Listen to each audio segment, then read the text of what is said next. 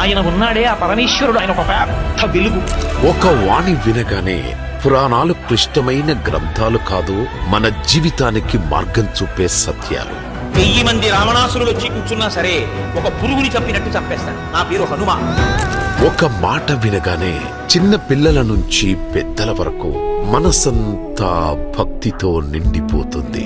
పార్వతి బతికున్న నాళ్ళు అన్ని చోట్లకి వెడతారు, ఏమీ తోచట్లేదు, శ్మశానానికి వెళ్ళొద్దామని ఎవరు రారు. పార్వతి మనసులో భక్తి ఉంటే జీవితంలో శాంతి ఉంటుంది అని చెబుతూ ఇలాంటి ఆధ్యాత్మిక జ్ఞానాన్ని లక్షలాది మంది హృదయాలకు అందిస్తున్న ఆ మహోన్నత గురువు మన బ్రహ్మశ్రీ చాగంటి కోటేశ్వరరావు గారు.